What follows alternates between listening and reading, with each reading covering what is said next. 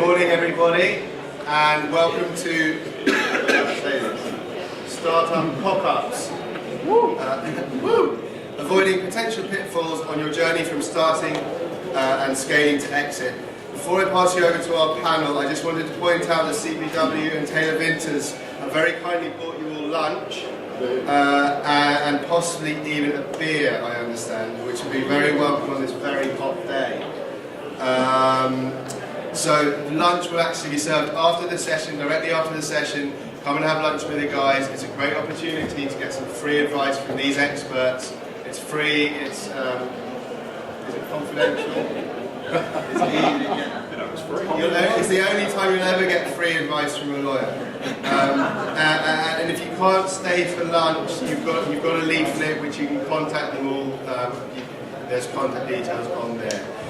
So without further ado, I'd just like to introduce our host, who's Tom Hoppy. Tom spent 25 years at JP Morgan and other predecessor banks. He built a market-leading global foreign exchange and interest rate business. Another one. He's worked in Europe, the Americas and Asia. He was the global COO for fixed income and was subsequently head of European finance and business management. He left JP Morgan in 2006 to develop the unique business model and build the company into a leading global research and analytics organisation, successfully selling to S&P in 2012. Nowadays, via the 24 Haymarket network, Tom is an active angel investor in a broad variety of small businesses, adding value through taking board seats and actively influencing strategy and business execution. Thank you very much, Tom.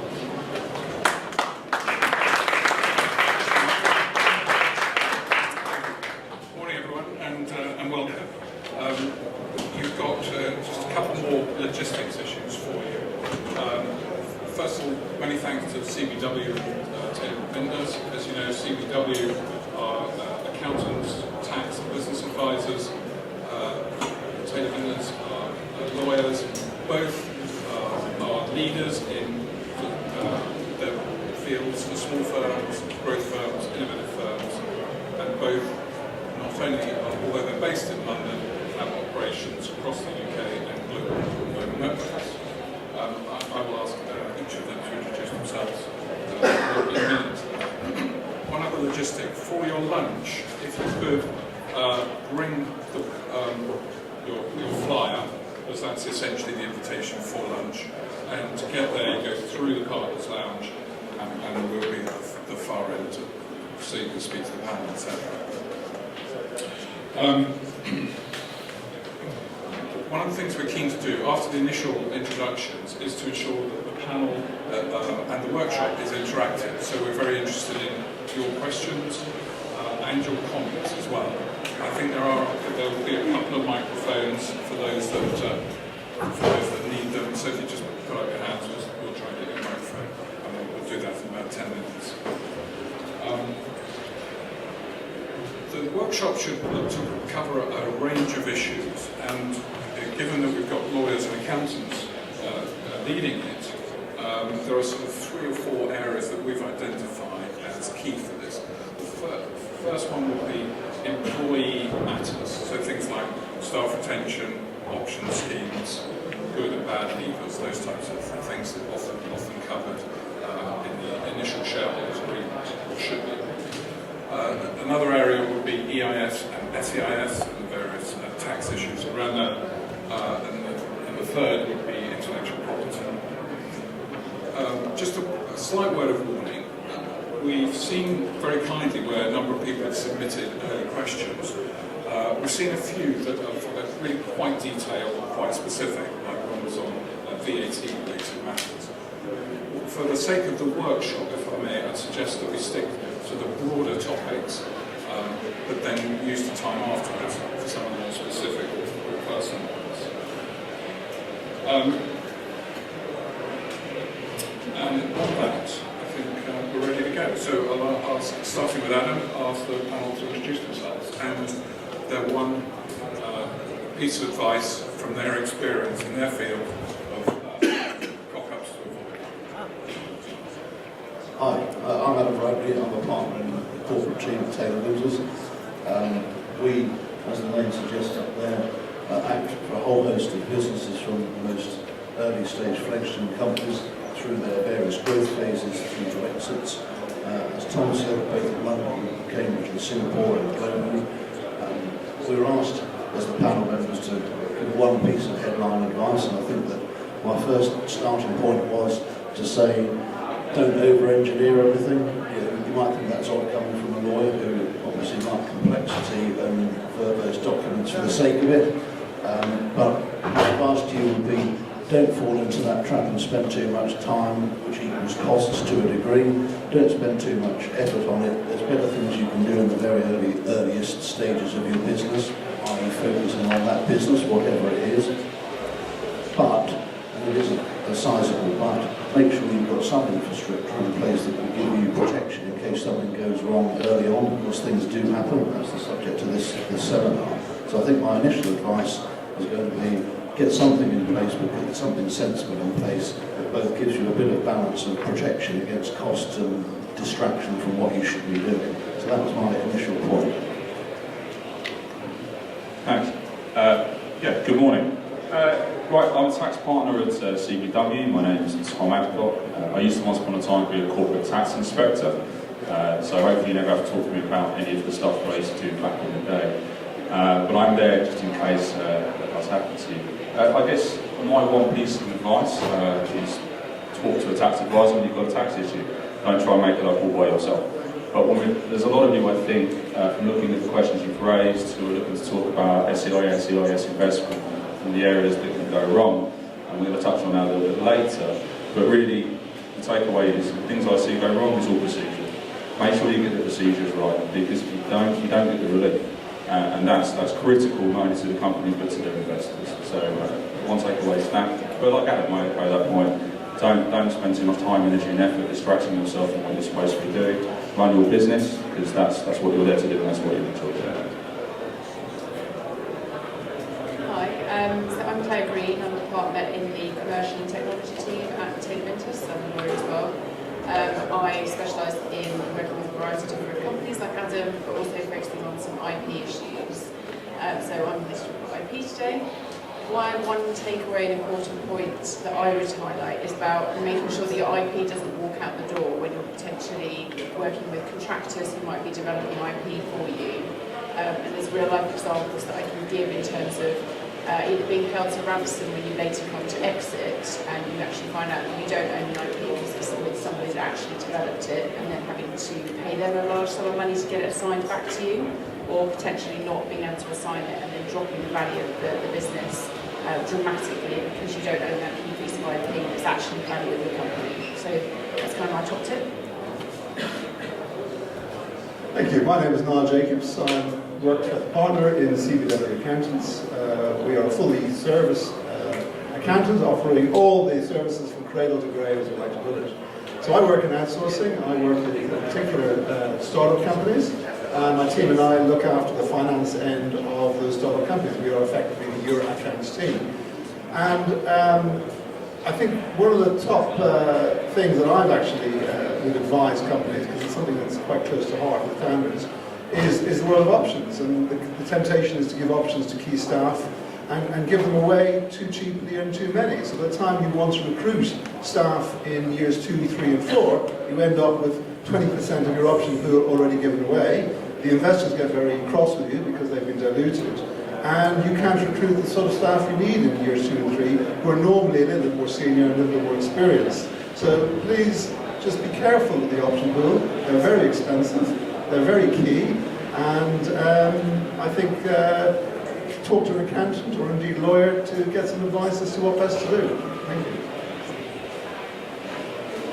Hi everyone, I'm John Holt. I'm an employment law partner at Vinters.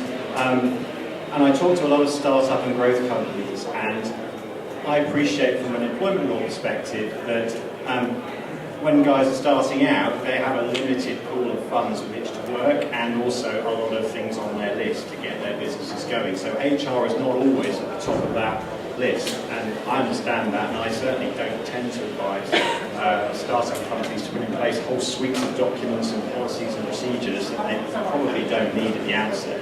But the one key thing that I think you should be doing, where I see a lot of businesses go wrong, is making sure you don't let your key staff, your very key senior employees, walk out of the door too easily and going off setting up in competition, taking your confidential information with you, etc. Because at an early stage, entrepreneurial business, the first hires they make, often the most important, they will have much more contact with confidential information with potential clients, investors and things. So it's really important that you have a solid employment contract in place with proper non-compete restrictions, non-solicitation provisions. Because if they walk out the door without those, it's often far too late and there's not so much you can do about it. Thanks. Just from experience, to Dom's point, I think this is really serious because a lot of people, when you start a company, you'll be with mates from college or an early part of your career, and your best friends, you work together 12 hours a day, etc., etc. But after 5 or 10 years, things can be quite different for various reasons. People have mental health issues, personality issues, whatever. So it is very key to make sure those things are buttoned down in the early part of the business. Even if you're, even if you're the best friends, it's a fundamental point of corporate responsibility. Okay, so based on the handful of pieces of advice, should we start with open any questions? Don't be shy.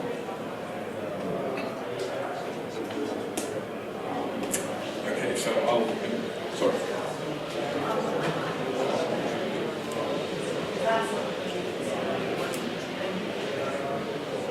Question about trademarking.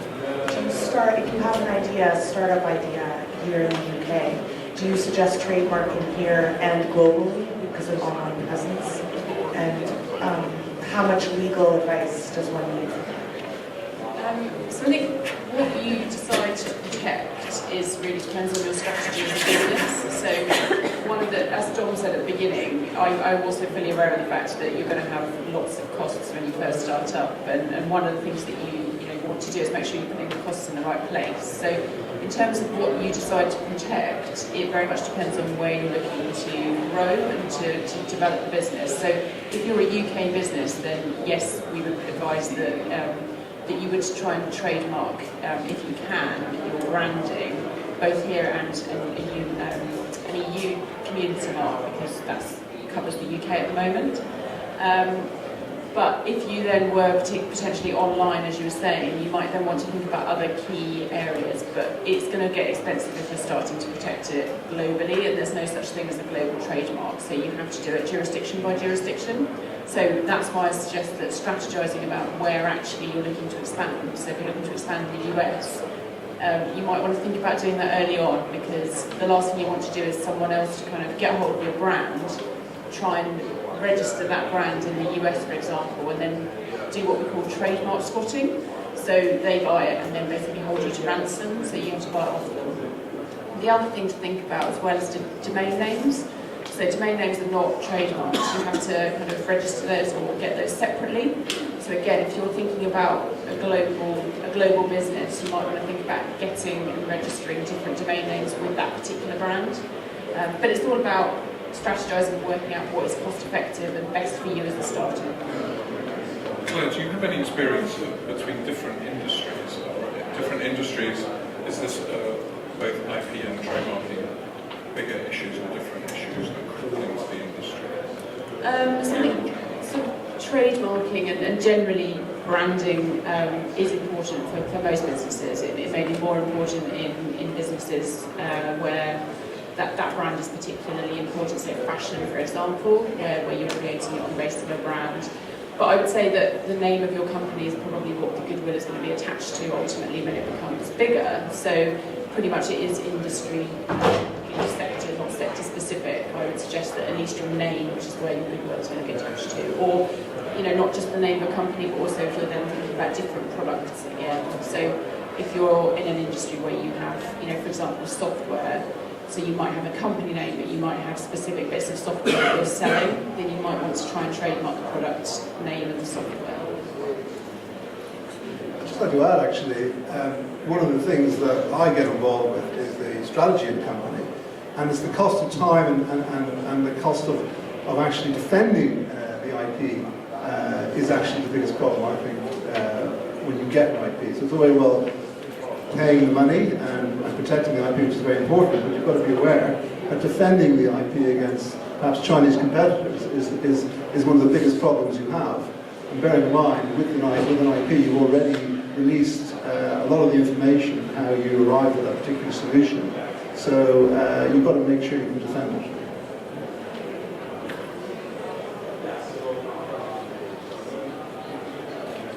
Okay. Sorry, I thought it was a hand being raised. Just wiping my brain. Okay. Hello. Hi. So for an early stage startup which has no funding, the lawyer costs seem to be pretty high. So how can we subsidize those costs? Like for example, something like drafting terms and conditions itself is very expensive. So how can we subsidize, or is there any other alternative plan? Adam, do you want to? I think the starting point for that really is to find a lawyer and other advisor who you're looking to get a relationship with. Because I think that almost like the investors who invest in companies, law firms and other professional firms have to buy into the fact that just what you said, that startups by definition are not awash with cash. And if they are, they shouldn't be using it on legal or accounting or tax fees other than what's sensible and appropriate.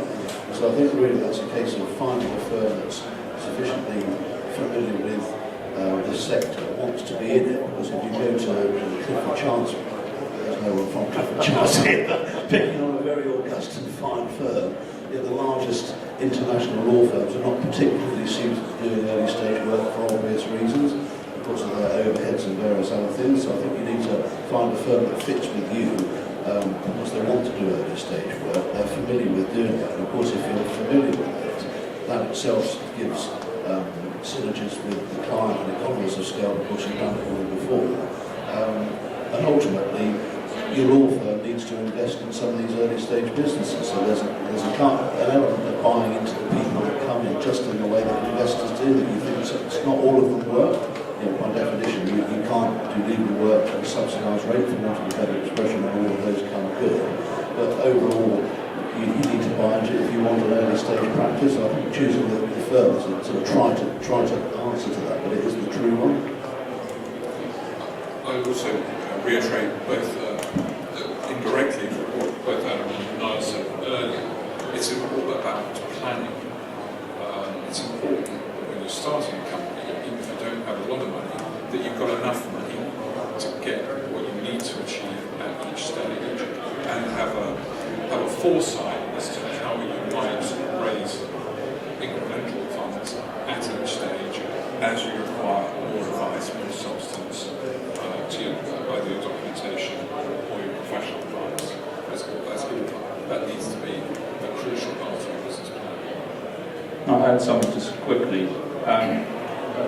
Exactly the same thing that Adam said. We have to look to invest in you guys as you start your business up, no matter what stage you're at, and on the way down the journey. But what's quite key is to ensure that advisors are kept up to date with what you're trying to do. So you're coming to them with sort of ideas about next steps, not coming to them with, oh, I've done this, have I done it right? Because often we can keep the costs much lower if we're involved early on. Later on in the story, it can become more expensive to try and repair the damage that may have been done. Damage is an aggressive term, obviously, but because of the nature of what a lot of the things that we'll try to do require certain documents to be done in a certain way, whether it's tax or law. It can be more helpful just to be involved in the story as we go. I'll just add a solution to the funding issue is there is an option where you can issue equity in return for services. There are a lot of pitfalls there, but that is something that very often startups will do with developers. And something that perhaps we'll talk about later, but you've got VAT issues, you've got the price of an equity, you've got a contractor who perhaps you may not want to work with later on, or let's say he does a bad job, and you're left with him as a shareholder. So there's good, but there's also bad. And that's why you need some advice early on if you're going to do that sort of thing. but it's a good idea. Just from my perspective, I think protecting yourself from key staff, this is an obvious example. It actually doesn't cost that much, but you've got very key staff to put proper non-compete covenants in place. It costs a huge amount to repair the damage afterwards when all the stuff's walked out the door. I mean, it is ruins for some businesses. So that's a really good example where spending a little bit of money early on does reap dividends.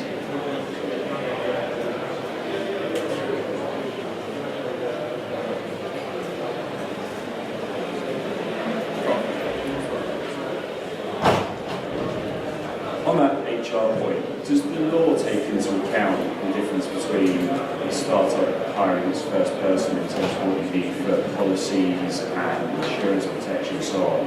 Or actually, technically, when you're employing one person on 100,000, do you need the same level of standard? That's a really good question. The law tends not to look at what stage the employer's at. What it will look at, so in terms of protecting so non-compete protections, for example, it will look at the damage that the individual can cause if they were to walk out. So generally what the law says is that it will only enforce a non-compete, for example, if it's drafted as narrow as it can be to protect whatever it is you're protecting. So that might be your confidential information, that might be your customer connections. And that will depend on the type of role and the seniority of the person involved. So, for example, you may have a senior finance guy who doesn't have much day-to-day contact with clients, so not appropriate to put a non-solicitation covenant in his contract. But for your senior rainmaker, your salespeople, that's an entirely appropriate thing to do. So it's all about tailoring those covenants rather than a template wording in place that you just apply to everyone. Can you comment just on a broader point about policies generally? Like my experience is that you can find a set of HR policies, if not just Google them, you can get hold of a set without breaking any confidences pretty easily as a starting point, and then work through those with an HR lawyer. Yeah, that's right. And really, for a startup, if you've got employees on board, all you really need, I think, is a half-decent disciplinary agreements policy, because the law requires you to have that. And then you might want some other policies depending upon the type of business you're in. So if you are doing a lot of social media marketing, it makes sense to have a social media policy in place, so you'll be clear with your staff on what is and is not appropriate in terms of their social media presence. I think in a nutshell, 90% of issues and requirements are common to everyone, 10% are really idiosyncratic.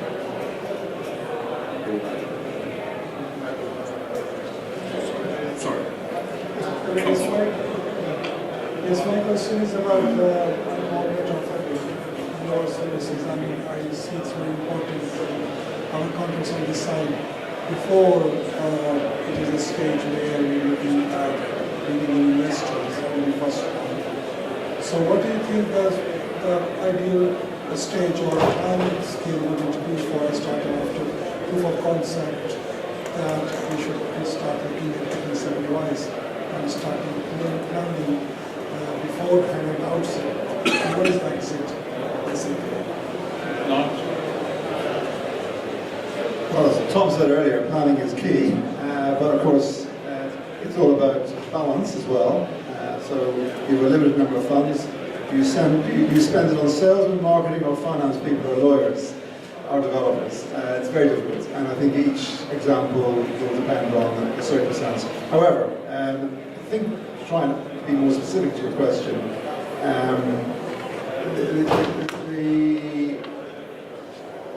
my experience will say that you need to have, if you can, more than one founder. So 3 founders would be good. So you have at least 3 sets of skills, perhaps, in that organisation.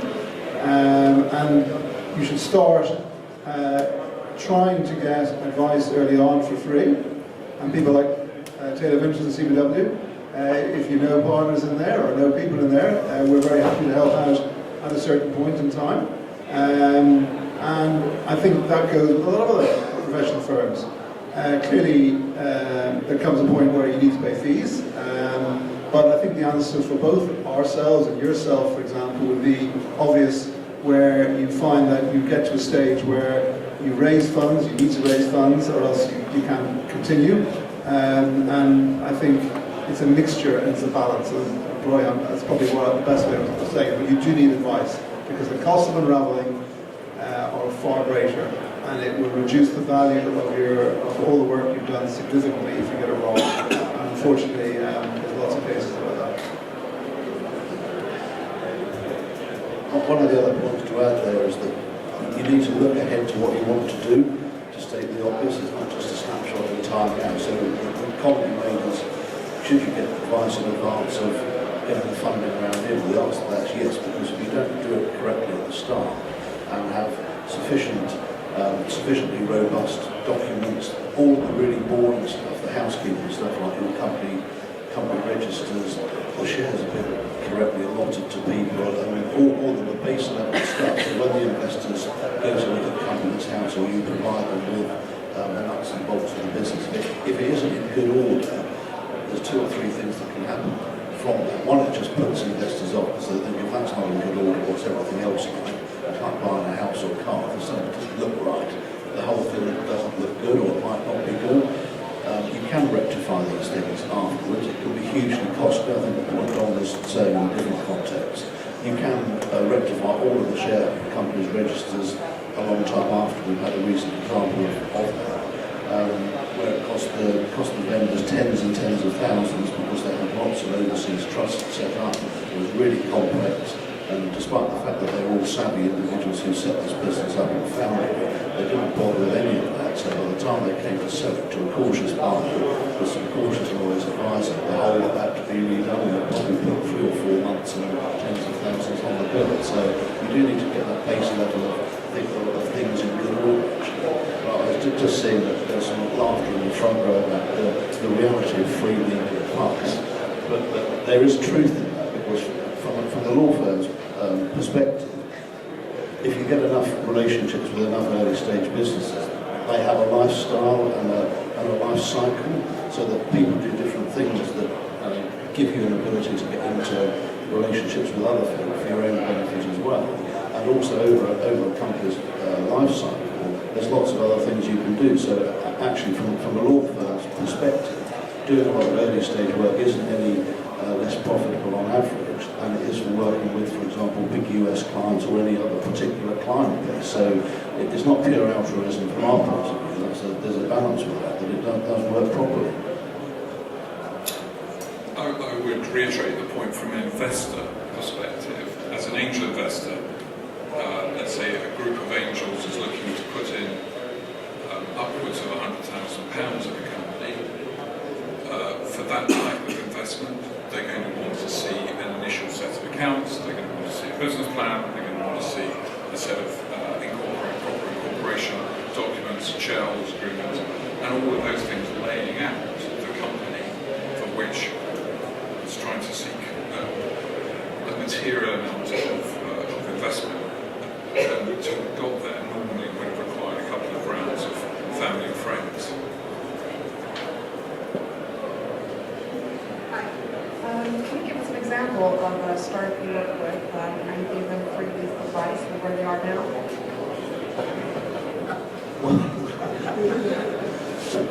That's a good question for me, so thank you for that. I think it's fair to say that it's not purely pro bono the firms are giving, but joking aside, I can give you loads of examples where clients have come in, or would-be clients, or potential innovators, entrepreneurs, call them what you will, who we've just talked to about all sorts of things. And I've got, there are too many of those to list. That happens not on a daily basis, but on a pretty regular basis, where contacts of people that have done it before, so they've helped us out doing X or Y, at what stage they've got to. Can you just have a chat with someone? So obviously that's free advice at the start, and it's not sort of days and days of detailed planning and structuring. But if you forge relationships with the right firms, you'll get plenty of that. So there are loads of examples of it. And certainly in the Cambridge market, where our head office is, there are fledgling companies galore. We've taken from 3 or 4 guys coming out of university with a plan, but no money, but fantastic intellect and all the other things to get it going. Within 3-4 years' time, those 3 or 4 people sitting in their office just up the road from us sold out. In fact, in one case to Google for a very significant sum, and obviously we had the benefit of all of their work on the way through, and it's nice to see that success, to be honest, from your clients. It's an exciting space to be. It's a contrast to doing conveyancing work day in and day out. This is actually quite interesting. Just add to that, it's not just at the beginning of the relationship that you sort of give away some time and try and help them ask the right questions almost. It's also along their journey, right? So it's year 2, year 3, year 4 when the phone rings and you pick it up and say, oh, Tom, just got a minute, I've got a quick question. And either it's going to be a quick question and it's almost certainly not going to be a quick answer. But, right, at least they're answering questions because you've taken that time to build that relationship, because they have the confidence they're not going to get stung with a bit. Right? So it's that kind of relationship that you look to build over time. And like Adam and everybody else on this panel, we've got hundreds, thousands of examples of where it's gone well and the company's done very well and it's gone great. And there are other examples where the company has just not succeeded. That's the nature of startups. But yeah, it really is a relationship along the way. At some point you've got to pay us, but there are points where you don't. And so it's that whole long-term relationship. I just give a real life example of some of the stuff that TV does. So one of the things that we do is we run surgeries in like shared spaces. So we work, for example, where people drop in and come and see us, and it's genuine free advice that they come in, they talk to us. They may come back and we may work for them, or they may just get the free advice. But it's about genuinely investing in those types of businesses, and we do have genuine examples of doing those surgeries and giving that advice, not just people that come into the office. So it's kind of helpful for people when you go to their place and they can just come and see you for an hour rather than coming to see us. I'll just add an example is we're not charging for this, by the way.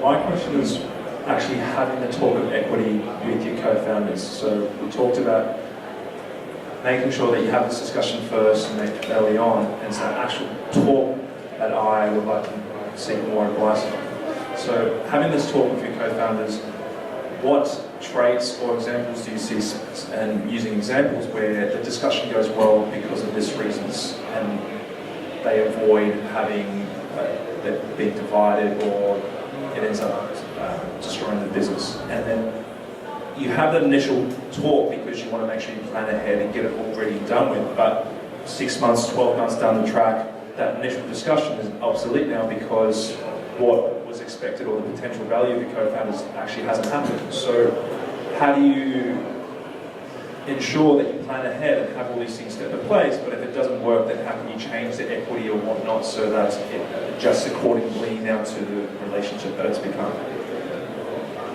I'll just answer that at the start. I'm sure my legal friends will weigh in very heavily here.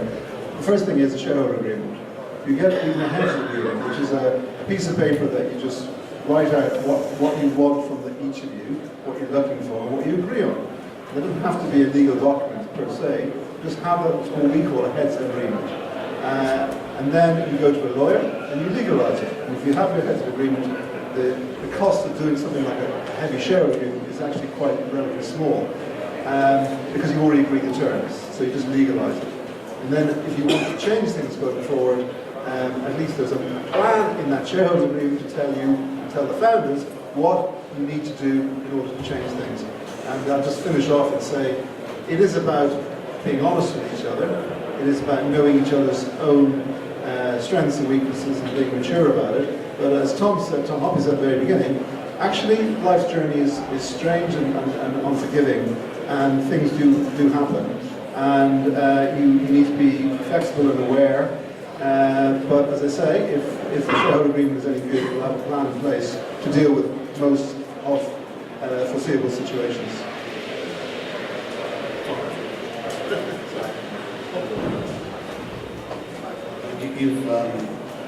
You've just said what I was going to say anyway, Mark, so thanks for that. But Tom made the point that your life is a journey in every respect, and these sort of business investments with your friends and family, friends from university, whatever it is, spin-outs from another business.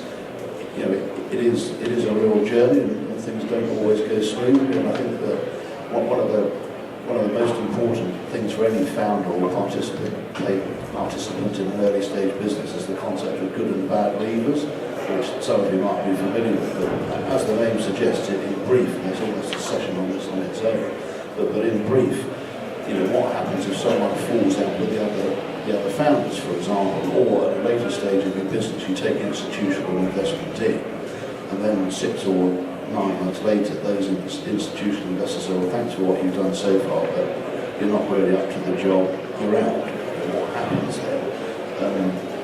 There's a continuum of what can happen, and we'll talk about that if people are interested in that either later on or now. But I think it's really important to make sure that in the document that Niall's referred to the shareholder, that you have some mechanism for that. Because if you're one of 3 or 4 people, for example, at the start, you can be on either side of that line.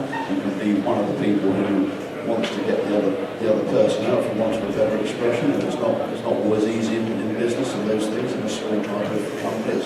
It can be a tough space, or you can be on the receiving end of it. And I think you need to agree with your co-founders and at a later stage any institutional investors, because conceptually it's the same as to what happens in that situation. That should you, for example, get fair price for your shares, but you have to sell them? Should you be able to keep them, but they become non-voting shares? I think generally speaking, if you're a bad leaver, which is dismissed for gross misconduct or fingers in the till or something like that, then I think generally speaking it's accepted that's your own choice and you should lose out, so you have to sell the shares back basically for nothing or a pound. Or you can argue that another way, that it's a property right, but I think that doesn't often work. Good and bad levers is really important, probably one of the single most important things for any founder to consider. Just to add a little bit more, I think part of your question was about what happens if people's engagement with the business at the beginning is different to what it is maybe a year down the road, and perhaps they shouldn't be entitled to the 30% they got on initial starting point, and maybe they should have less. This is an issue from a tax point of view, because if you take their shares off them, they are giving away value, so they're selling their rights into that business, which can trigger a tax liability. There are very few ways of getting around that, and so it's an issue. So the best time to do that is when the business has got no value, which is when perhaps it's in a very early stage.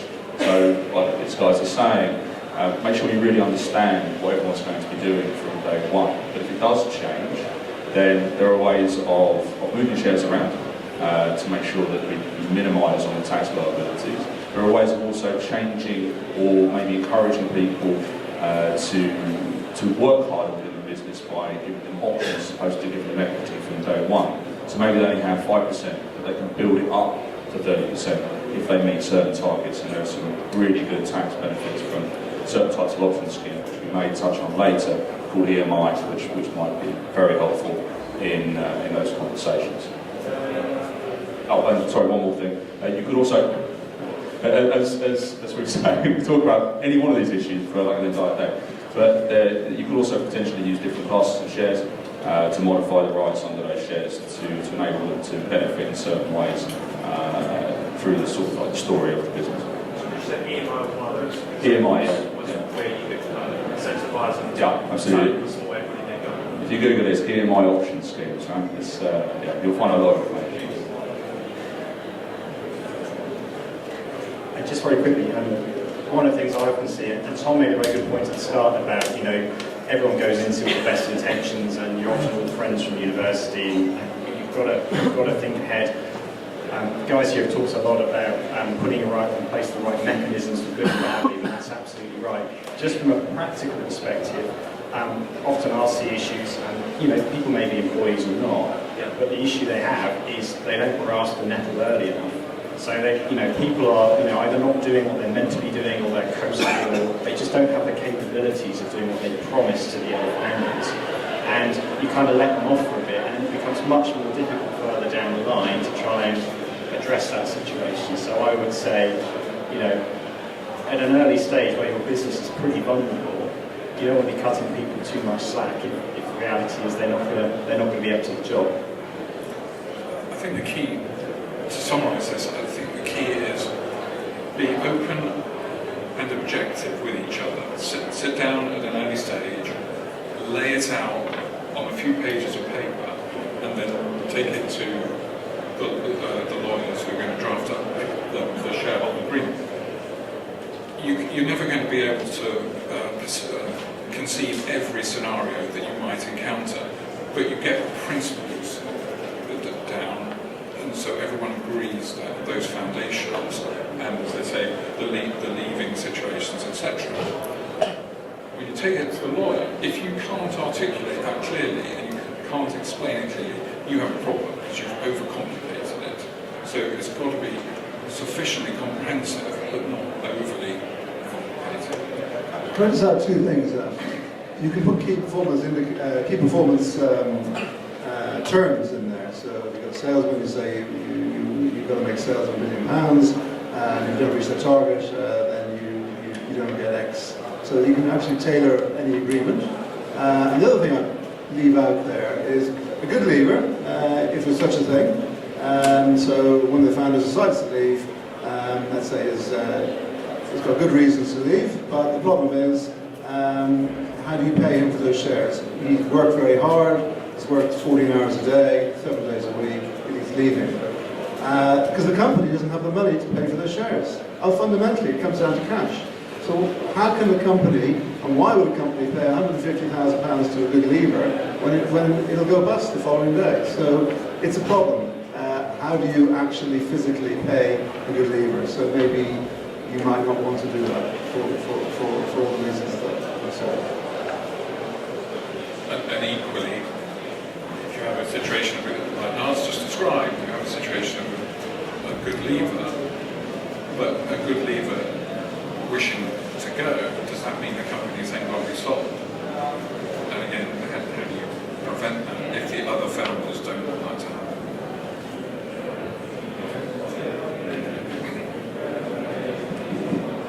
Oh, hi, so this is for all of you. In terms of startup pop-ups, I think one of the biggest things we encounter in early phase organisations, including you, Tom, as well, as an investor, is valuation.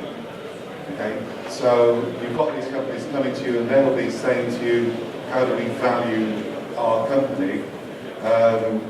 Pre-trading, or if you like, pre-money. So what's your advice? What do you give them? Since I've got the microphone, I'll try and answer that. How long is a piece of string is the first thing that comes to mind. The reality is how you value it on the basis of how much equity are you prepared to give away and how much investment you need to get to a certain point in time. So if you need to raise £1 million and you don't want to give away more than 50% of your equity, then the value of the company becomes very easy to value. And if the market is there to pay for those shares, then you're there. And that's actually how it works. So you may get silly valuations of 2-3 million. That's on paper. The reality is, everyone knows, it's worth nothing until someone is prepared to pay for that value. And as the company gets bigger and bigger, as we've seen in America in particular, companies like Amazon, Twitter, and so forth, they've never made a profit in their lives.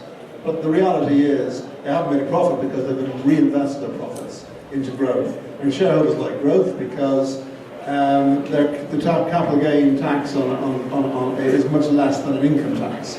And in America it's particularly so. So there are reasons why companies continue to make losses on paper. And then you question how do you get to the $1 billion valuations that they've got. So at the end of the day, it comes back to how much is the person willing to pay. And you have to manage those expectations, both sides. Do you want to talk about any experience on crowdfunding and the distinctions on valuations between crowdfunding and investor networks? Do you have a choice? Crowdfunding is actually this is a great point in all seriousness. So crowdfunding, as I'm sure most of you know, is a great way of actually marketing your company at the same time of raising investment. And there's different forms of crowdfunding. I mean, for example, you can sell your service without giving away equity, or in fact, you can raise equity and hope that you get enough people in there to start the project for a company. I have certain views in crowdfunding. The first thing to say is you probably need at least 25% of the money raised before you can actually get a success in crowdfunding, so you've got to be aware of that. The sort of investors coming through, the good news is a lot of them aren't actually interested in profit, they're interested in the altruistic journey, if you like, which of course can be a good thing, depending which way you look at it. But the other thing I point out is, I don't know if there's any statistics out there to show how successful crowdfunding investment actually is. The answer is there isn't any, and there's a reason for that. Maybe it's too early, who knows, but I think crowdfunding has a very good place in startups. I just think everyone has to be realistic in what they're going to do with it, and make sure that they're aware of the pitfalls. Personally, I think angel investment, and more particularly angels who have an active interest in the business, who can add value to that business, they're the real gold bars. If you can get those guys involved, you both get investment and really good strategic advice, and yeah, it's worth paying a lot of equity for that if you can get those people involved. And in fact, I'll honestly say that I learned a lot from Tom, and I would say Tom is one of those people who does actively invest in his businesses and is very successful. You know, it's proven that if you actively invest, you get more out of the business. That's from an investment point of view, but of course the company also benefits as well. Have we answered the question? Sorry, there's no specifics there because it's not said, people will have a different perception on valuation. Obviously, at each stage, as a founder, as a business leader, you can take your proposition to different investors or investor groups. You can argue your case as to why you think a valuation should be what it is, and either they'll say yes, no, or let's negotiate, and that can be a very wide band of negotiation.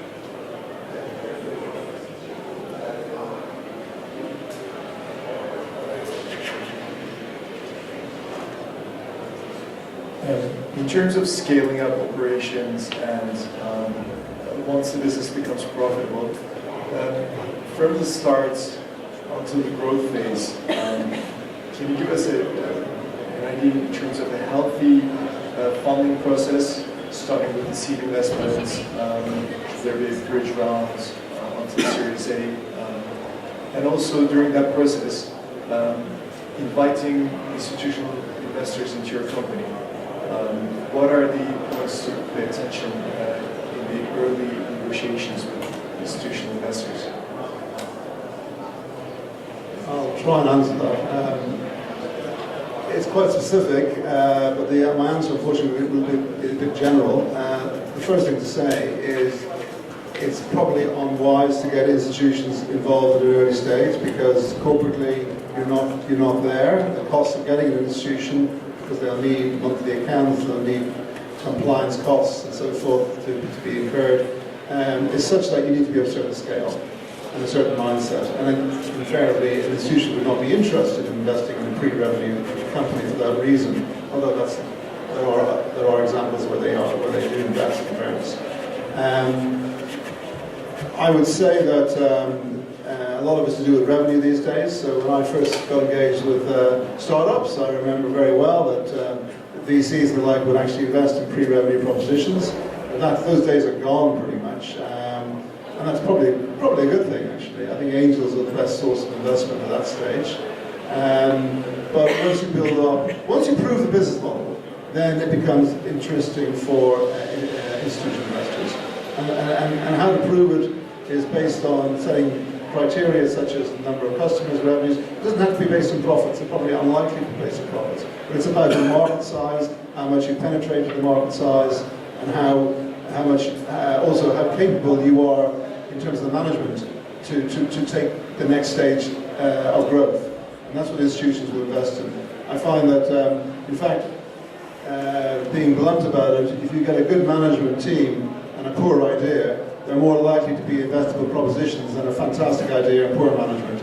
As ridiculous as that might sound, it is all about execution. And that's why advisors such as such as ourselves up here, actually play a very important role in that, because you will not have the skill sets no one has. And the best people like Richard Branson, they're good because they identify the weaknesses early on, and they surround themselves with good people and advisors because they know their weaknesses. And I think that's very important to be aware of. And that's where the success will come. There are sort of a couple of distinctions between the angels and the institutions. So the first is the angels will invest in a business that's often got a proof of concept or proving a concept to demonstrate the capability and the opportunity. The institution, remember an institution, 99 times out of 100, not always, but generally will be sort of responsible for other investors' capital, and therefore they are more of a risk manager than a risk taker. So they're going to look for, so hence Niall's comment about the management team often being more important than the idea. They're looking to protect their downside as well as review what their upside could be, and that's quite different from an angel side. The second distinction would be one of size. Obviously, one of size. An institution isn't going to get involved unless generally you're talking about millions rather than hundreds of thousands. And thirdly, I would sort of not qualify what Niall said about growth versus profit, but for certainly in the private equity industry, they're always going to look what the profit, what the EBITDA, earnings before tax, will look like in 3 or 5 years' time, or could look like if you slow down the growth. So that, because they, even before they invest, they're thinking about their exit.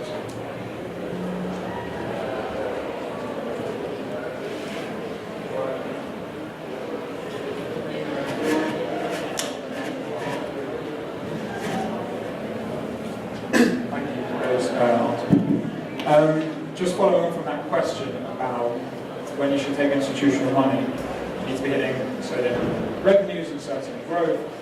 In my startup, we've had conversations with VCs and they said, oh, come back when you made a bit more progress. Come back when you made a bit more progress. But no one ever says what those progress metrics look like. So from your experience, and it will differ on different firms, what are those KPIs of firms have? I.e., what's the monthly run rate got to look like? What's the monthly growth rate got to look like?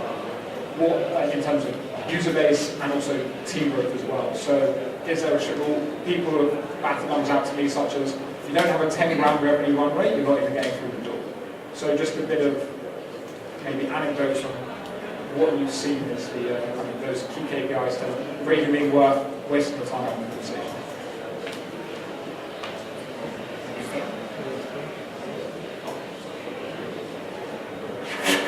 I'm not probably the best person to answer this question because he's been speaking for too much time. So the reality is it comes down to whether or not you can sell your story to the VC. So yeah, run rates are important, you know, your growth is important, everything's important, right? But what they're looking for is they're looking for the leadership team to come in and sell their story, sell what they're trying to achieve, and then when they come back, they prove they've done it. Yeah.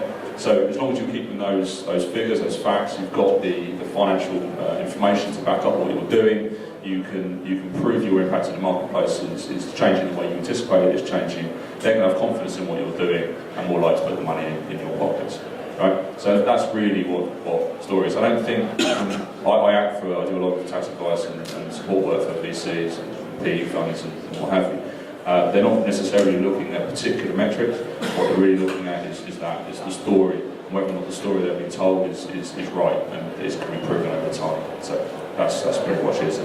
And to sort of support that, when they do through the DD process, a lot of what it is going down and looking through the numbers, looking at actually what is the quality of earnings, you know, what are the standards of the people, what are the expenses, where are they spending their money and their time. So that's quite important. Okay. I think your point on KPIs is a very good one.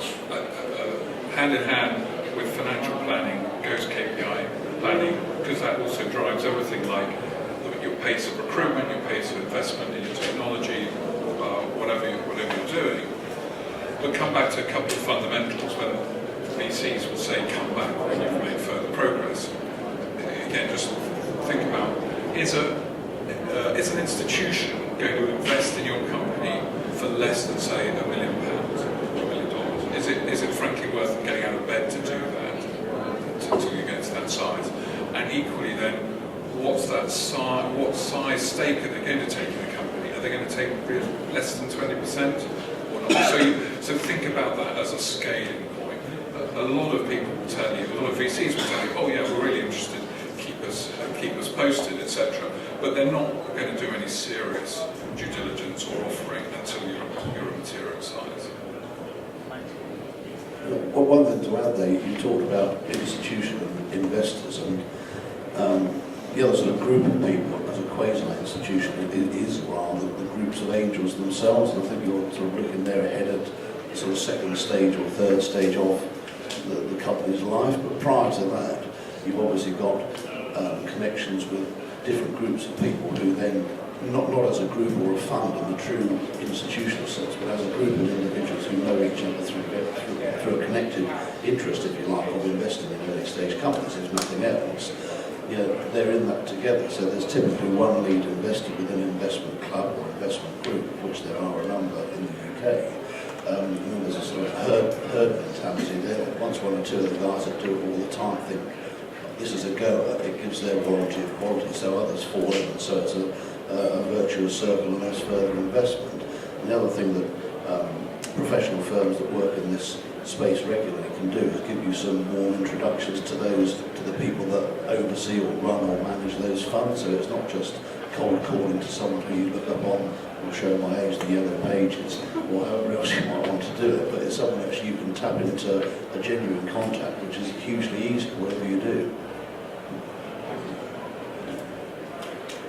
Okay, guys, we've got 5 minutes, so we'll take just 2 more questions and then wrap up. As I like to ask the panel, we sort of put one other snippet of information. I mean, we opened it saying what to avoid. The flip side is the most exciting scenario they've seen. Sorry, I've got a question. Yeah, Tom, you actually. You talked a lot about what VCs look for, institutions look for in investment. As an angel, what factors do you consider when you're deciding whether you'd like to invest? What's kind of the perfect package at the start? I think very few angels are industry specific. I think most are industry agnostic. They like to see a good idea, a good, as discussed earlier, good management team, good planning, and demonstration by the founders and the key stakeholders that they're really on top of their game, that they really understand their game. They can stand up to an hour's drilling on the scenarios, what's the downside, what are the scenarios, etc. So it's real substance and confidence.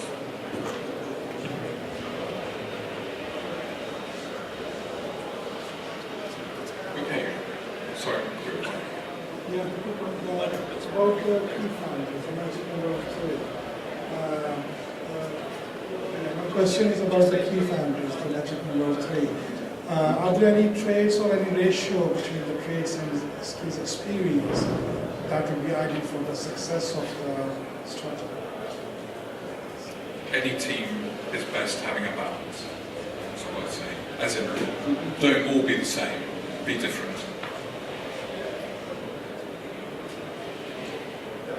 The magic number of $1 billion of valuation was mentioned. With recent news about Monetize and BE Interactive fizzling to nothing, do you think realistically this market can maintain? Are we moving more towards the US model with very large valuations, or are we going to become are we going to have more realistic valuations? And on top of that, leading on to, do you think we're in a bubble? It's a good last question.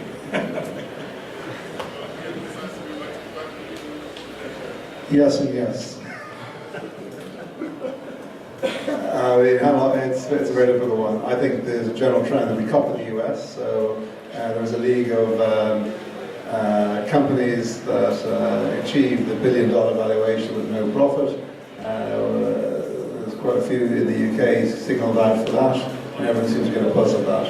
And yes, I think there is a bubble, but that bubble has been going on for some time. And to some extent, crowdfunding lends some fuel to that bubble. I think low interest rates are extremely helpful to that bubble. And as long as we have a low interest environment, that bubble, in my opinion, will continue. Okay, I think we've got to sum up. So just a couple of words from each of the panel on key successes. I think as we said at the start, it's really the same thing, is put in place sufficient documentary infrastructure as well as everything else you do. Don't over-engineer it, but get some advice so you don't pay the price for that later on. None of this stuff should be overly complex. It shouldn't be that costly. I think if you tap into some appropriate advisors, and of course there are two firms here selling ourwares, there are a load of others, but whoever you go with, forge a relationship with some lawyers and accountants so that you're almost in partnership with them, so you can pick up the phone. So you can say, well, I'll do most of this myself, for example. A new company set up. It's not legally or financially difficult things to do. If you haven't done it before, there are some pitfalls there, but just 5 minutes with somebody who's prepared to help you out when you first start out will save you a load of time and hassle and future money. So I think get some good advice and don't be afraid to sell your own wares as the next Google or Amazon, because there's bound to be some firms that think actually you might well be and will take a punt on that and help you out on the way through. I think the type is how to avoid cock-ups. One of the issues with tax is that if you don't ask, you don't get. Most of the reliefs that are available to you, you have to actually claim. Whether that's SEIS, EIS, whether that's R&D tax credits, which can be extraordinarily valuable, or any other kind of relief that's available in the multitude of tax legislation that we have to filter through every day. So my takeaway from me is if you don't ask, you don't get. That's not just with the revenue, but also with your advisors. If you don't ask them and tell them what to do, then they won't be able to advise you as to what might be available for you. And even if it's on the edge, you're thinking, maybe. Why not ask for it? It's the worst that can happen, right? So that's a bit of advice that I think just take off. And so my kind of takeaway is sort of based on something someone said earlier actually, but about strategising to do with your IP. So take a bit of time, work out where it is that you might want to protect that IP, what your sort of longer game is in terms of where you want to be. Do take that time to talk to someone about what you need to protect in terms of your brand. But also take the time to work out whether your brand name is something that you can actually protect, because lots of people get a long way down the line and they realise that either someone else has already got that, it's not something that is distinct enough, or is descriptive. Having to change your branding a long way down the line is not going to be cost effective for you. So take that time to think about it. I just say that reduce the verbals. Put down on paper exactly what you want to do and be grown up about it. If you believe a handshake is good enough, I can tell you it isn't, unfortunately.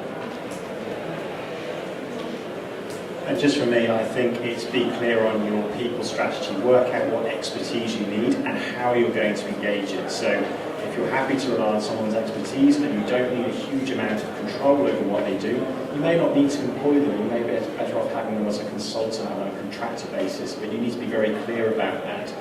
There are pros and cons to that. One of the cons is IP. You need to be, employees, you automatically own the IP that employees create and not necessarily consultants. And then when you get employees on board, the very, very key stuff, identify very clearly what it is you're asking them to do in the contract, and make sure you have bespoke, tailored, non-compete provisions so they don't walk out the door with all the value that you've created together. Okay. Well, thank you very much, everyone. Thanks for coming. Good session. Thank you. Thank you to the panel. The instructions for... Yeah, so just to reiterate, anyone would like to continue the chat, feel free to. Just bring one of these as your entry ticket and go through the Founders Lounge to there. through the networking area.